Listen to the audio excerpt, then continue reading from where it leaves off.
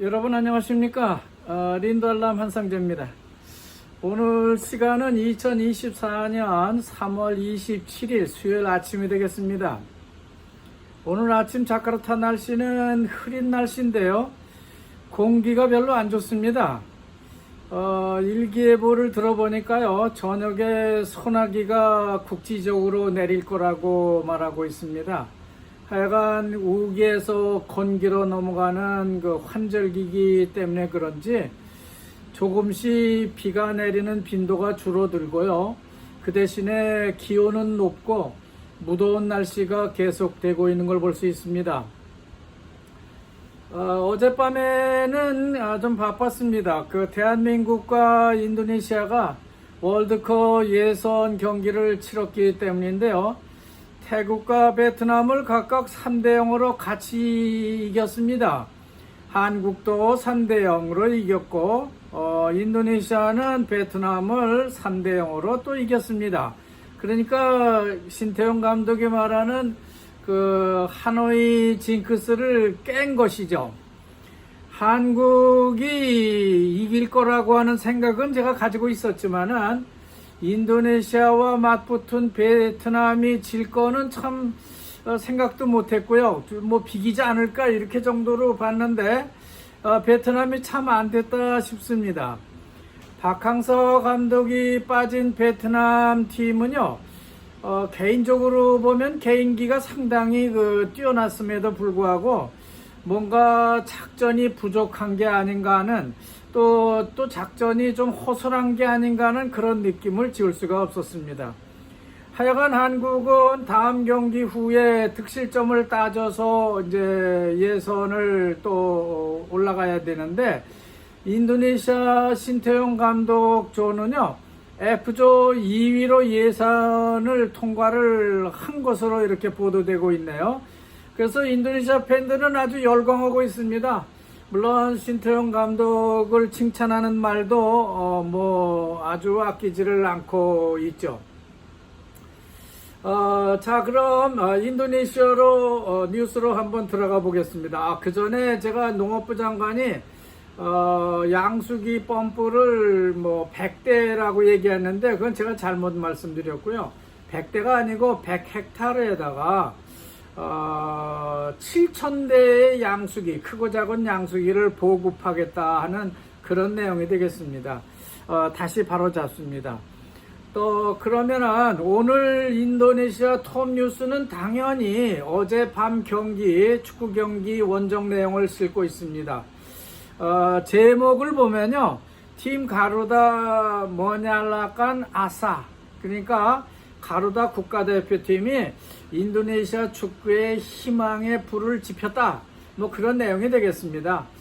그러면서 이번 승리는 두 가지로 요약해 볼 수가 있는데, 첫째는 신태용 감독의 노력이 중요했고요. 둘째는 4명의 그 인도네시아 귀화 선수들의 활약이 뛰어났다 하는 것을 적고 있습니다.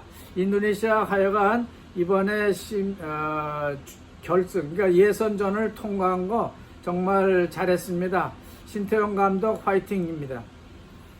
다음은 정치권 뉴스가 되겠습니다. 먼저 그린드라당 당이 빼빼빼 국가개발당과 간자르 후보, 3번 후보 편을 들고 있다는 기사가 나오고 있습니다. 왜 이런 기사가 나오는지는 알 수 없지만은 빼띠가 당은 이번 선거에서 3.8%밖에 못 얻어서 국회의원을 하나도 내지 못했습니다. 그래서 이번에 헌법재판소에다가 부정선거다, 그리고 실제 우리가 계산을 해보니까 4%가 넘는다, 그것을 지금 헌법재판소에 제소를 하고 있습니다.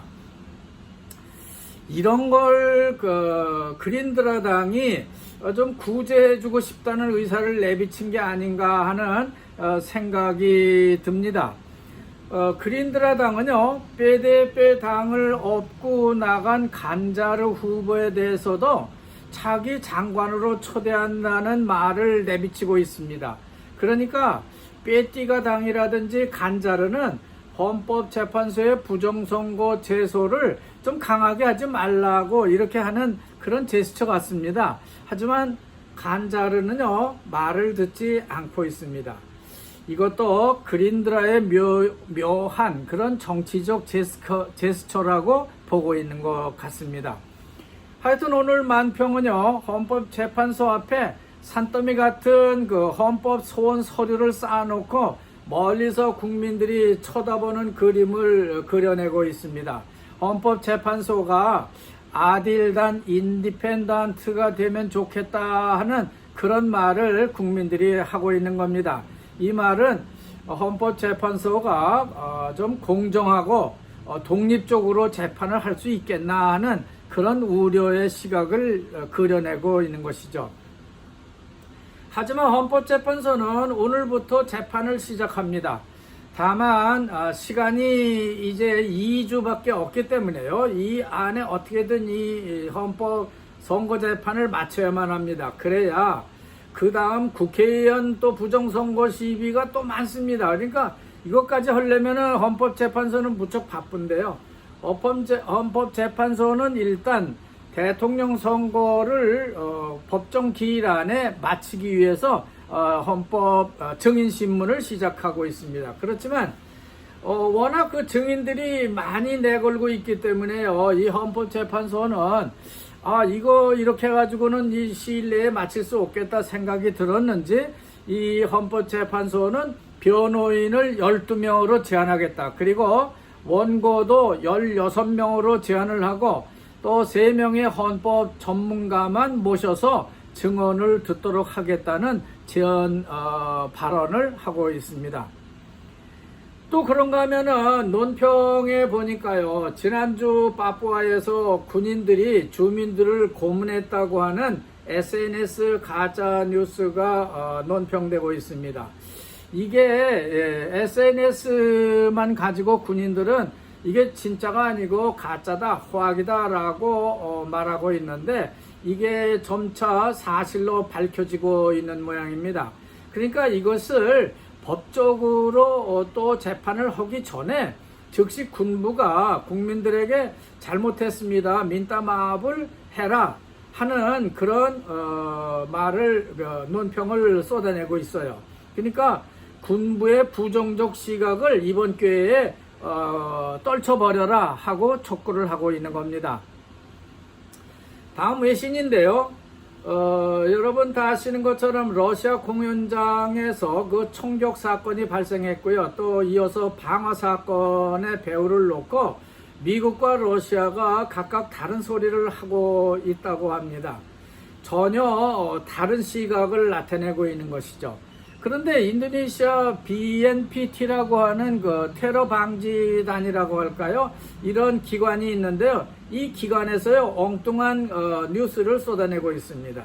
자카르타에 숨어든 NEES, 그러니까 IS 테러 분자들에게 경고장을 내보내고 있는 겁니다. 까불지 마라, 뭐 이런 내용이 되겠죠. 이런 걸 두고요, 우리는 그 거북이 보고 놀란 가슴, 그 소뚜껑 보고도 놀란다 라는 격언과 같은 말이 아닌가 하는 생각이 듭니다. 여기에 한술 더 떠서요, 말하는 사람이 하나 있는데요. 그분은 얼마 전에 조코이 대통령이 그 정치 조정장관, 정치 안보 조정장관으로 모셔간 하디라고 하는 공군 제독이죠. 그 사람은 이렇게 말합니다. 그렇지만은요, 인도네시아 라마단은 안전합니다. 뭐 이렇게 국민들에게 안심하라는 얘기를 하고 있습니다. 혹시 이걸 핑계로 선거 부정과 국정조사에 대한 시위를 강제로 미리 막아보려는 그런 뜻은 아닐까 하는 생각이 든다고 하는 겁니다. 그렇지 않아도 이번 주 금요일은 기독교가 그 호산나 예수님의 부활을 축하합니다, 기념합니다 하는 그런 날입니다. 그런 부활절이기도 하지만은 무슬림들이 합동으로 예배를 드리는 금요일이 되겠습니다. 혹시 FPI는 이제 그 강성 그 무슬림 단체인데요. 이런 강성 무슬림 단체들이 그날 그 기도가 끝난 후에 검은 그 그 까바라고 그러는데요. 그 까바 깃발을 자카르타 시내에 들고 다니면서 뒤덮지는 않을까 이런 생각이 들기도 합니다. 자카르타 라마단도 안전해야 하지만은 부활절도 안전해서 기독교인들이 부활절 예배를 잘 드릴 수 있었으면 좋겠습니다. 다음은 인도네시아 경제 뉴스로 넘어가 보겠습니다.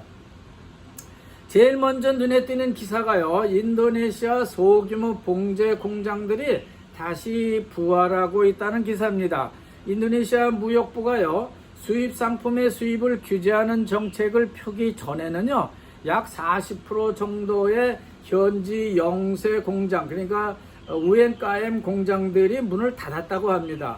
그런데 지난 10일 무역부가 수입 규정을 개정을 하고 나서 보니까 이제는 온라인 업체들이 수입을 해올 수 없으니까 오더를 슬슬 하고 있다고 하는 겁니다.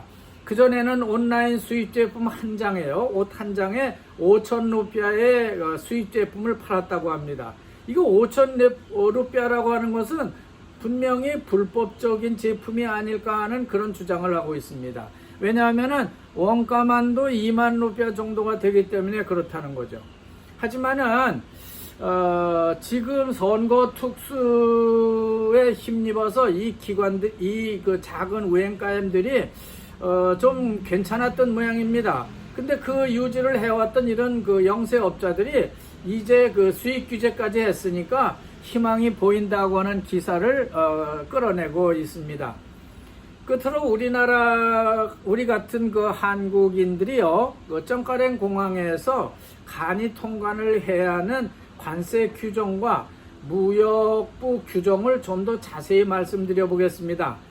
전에 제가 좀 간단히 말씀을 드렸는데 이제는 좀 더 자세히 좀 한번 말씀을 드리는 게 어떨까 하는 생각이 들었습니다. 이 설명은 언제든지 바뀔 수 있습니다. 왜냐하면은 공항세관이 맘이죠. 그 사람이 거기서 자기 마음대로 이건 뭐 관세를 매기겠다 안 매기겠다, 너무 많다 적다 이렇게 결정할 수 있기 때문에 그런 겁니다. 어쨌든 공항에서 잘 원만하게 통관하는 그런 것이 우리한테는 필요한 거니까 그래도 좀 더 참고를 하고 잘 들어봐 주시기 바랍니다. 이미 말씀드렸지만은 현재 인도네시아에 반입할 수 있는 해외 승객의 수화물 제한 규정은 10일 발효되었습니다. 그러니까 3월 10일 이제 이런 규정을 발표했는데요. 우선 최신 규정에 따라서 제한되는 그 승객의 수화물 종류를 크게 10종류로 구분해서 제한을 하고 있습니다. 물론 물건이 일단 많으면요, 세관원들은 물론 그걸 별도로 잡아가지고 그린 레인으로 통과하지 못하도록 하고 레드 레인으로 가라고 이렇게 지시하는 건 맞습니다. 그러나 이 10가지 종류를 어느 정도까지 하면서 들어올 수 있는지 그런 톨러런스를 좀 알아보도록 하겠습니다. 먼저 의류에 들어가는 액세서리는요, 그게 얼마인지 또 그게 몇 장인지는 상관이 없다고 합니다. 하지만 기타 섬유 완성품, 그러니까 고급 옷이 되겠죠. 이런 거는 1인당 최대 5점으로 제한을 하고 있습니다. 그리고 휴대폰이나 휴대용 컴퓨터 혹은 태블릿 같은 거는요, 1년에 한 번 입국하는 것만 허용을 하는데요, 최대 2점으로 제한을 하고 있습니다. 그러니까 1년에 컴퓨터 2개 이상 가져오면 안 된다는 거죠. 이런 거를 세관에 한 번 통관을 했으면은 그 다음에 또 가지고 들어오면 또 걸린다, 그런 말이 되겠습니다. 또 가방, 이 가방도 뭐 일반 이런 재킷 가방 이런 걸 말하는 건 아니겠죠. 고급 가방, 또 브랜드 가방을 말할 텐데 1인당 최대 2개고요. 장난감은 1인당 최대 1,500불 상당이면은 무관세 통관을 시켜준다고 하는 겁니다. 아마 이거는요, 스나얀 STC 같은 데 가보면요, 조그만 자동차 이런 장난감을 만들어 가지고 파는 업체들이 많은데 이거 한 가방 가지고 들어와 봤자 쉽게 통관할 수 있죠. 근데 이런 사람들에게 1,500불 이상 가지고 들어오면 너 통관 안 된다는 그런 지적 같습니다. 그리고 화장품이라든지 생활 건강용품도요, 1인당 최대 20개로 제한한다고 합니다. 그러니까 뭐 건강용품 이런 거 내가 뭐 몇 달치 먹을 거 가지고 들어오니까 20개, 그래도 20개가 넘으면은 그거는 관세를 매기겠다 하는 것이죠. 그리고 전자제품, 우리가 옛날에 일본에서 소니 제품 가져올 때처럼 뭐 텔레비전이라든지 뭐 이 LED라든지 이런 것도 개수로 제한하기는 좀 힘드니까요. FOB 금액으로 따져서 1인당 1,500불, 이것도 1,500불이 넘어서는 안 된다. 그리고 5개까지만 허용을 하겠다는 내용입니다. 그래도요, 좀 특이한 것을 볼 수 있는데요. 바로 신발입니다. 이거 신발은 우리가 말하는 운동화 같지는 않고요. 뭐 브랜드 운동화는 여기에 해당될 수도 있겠죠. 대부분 구두가 포함된다고 볼 수 있는데요. 하여간 1인당 최대 2켤레까지 허용하겠다는 거죠. 또 진주 같은 보석도요, 1,500불 넘으면 안 된다, 이런 내용을 담고 있습니다. 마지막으로 동물이라든지 그 다음에 고기, 뭐 이런 가죽 제품 이런 것도 되겠는데, 이것도 1인당 5kg로 제한하고 있습니다. 그러니까 가격으로 따지면은 1,500불 미만이 돼야 된다고 하는 거죠. 이것도 뭐 마찬가지입니다. 그러니까 인도네시아 세관은 무조건 가격으로 따져서 FOB입니다. CNF가 아니고 FOB로 1,500불이 넘어서는 안 된다는 것을 볼 수 있습니다. 특히 우리나라 사람들이 많이 가져오는 건데요. 저도 많이 가져옵니다만, 김치라든지 한국 식품들, 그리고 뭐 젓갈류 뭐 이런 걸 가져오지 않습니까? 그러니까 쌀이라든지 옥수수, 설탕, 마늘 그리고 어떤 사람들은 그 원예 작물도 가져오는 거예요. 산 걸 가져오는 사람들도 있는데요. 이런 거는 1인당 최대 5kg까지만 면세를 해주겠다고 하는 겁니다. 지금까지 이런 규정을 말씀드렸는데요. 만약에 그러면 이걸 초과하면 어떡하냐, 어떻게 되는 거냐 하는 건데요. 당연히 세관원은 이쪽 그 세관 창고로 가서 너 거기 가서 기다려라 그러면 거기 가면은 간이 통관 계산서를 내줍니다. 그러니까 당신이 가지고 온 거는 이런 거니까 여기에 관세가 얼마 됩니다. 그러니까 이 관세를 내세요. 이렇게 하게 되는데, 여기서 문제가 되는 거니까요. 우리나라 사람들의 경우 식품을 가져왔으면요, 이게 방역으로 넘어갑니다. 그러면 이게 더 어려워져요. 방역으로 넘어가면은 여기서는 통관이 안 됩니다. 이건 여기다 놔두고 방역을 한 다음에 가지고 들어와야 되니까 더 큰 문제가 될 수 있어야 되는 거죠. 하여간 세관에서는요, 이거 우리가 절대 내다 팔 게 아닙니다. 이거 내가 우리 선물 줄 거고요. 뭐 이런 말을 해야만 그 간이 세금을 낮게 조정받을 수 있습니다. 그러니까 거기서 뭐 싸우고 자시고 할 게 없어요. 일단 그 사람들 규정에 맞춰서 조금이라도 세금을 적게 발급해주면은 그거 내고 나오면 더 낫지 않냐, 이런 생각이 듭니다. 아무래도 인천공항에서 출발할 때는요, B20이라고 하는, 제가 말씀드렸죠. 그 인도네시아 베어쭈까이라고 하는 그 웹사이트에 가보면은 관세 신고하는 양식이 있는데, 그 이 베어쭈까이 신고서를 작성을 하고요. 다 그걸 작성을 하면 그때 QR코드를 찍으라는 게 나옵니다. 그러면 QR코드를 찍어서 가지고 들어오면 아주 편리합니다. 그러니까 신고에다가 누락을 하는 것보다 지금 말씀드렸던 쭉 그런 규정보다 적은 숫자 아니면 그까지만 기록을 해놓고 그걸 QR코드로 찍어서 와서 인도네시아 세관 통관할 적에 거기에 QR코드 찍는 데가 있습니다. 그러면 그걸 찍으면 일단 큰 잘못을 한 게 아닙니다.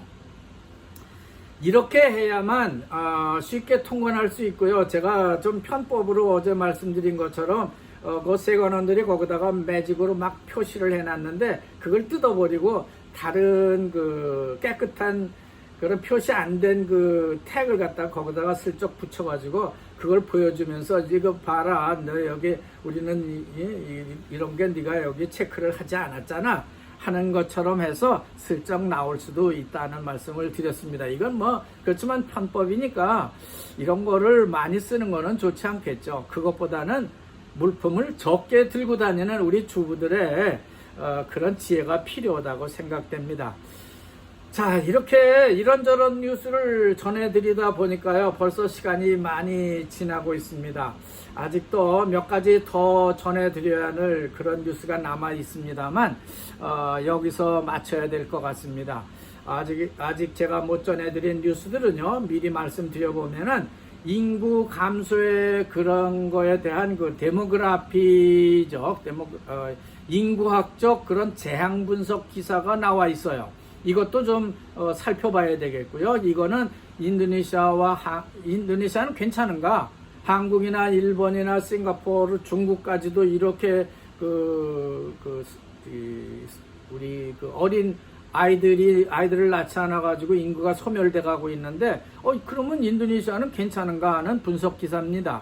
그리고 롬복에 휴가 가서 쉬던 그 외국인 9명이 댕기열병에 걸려서요,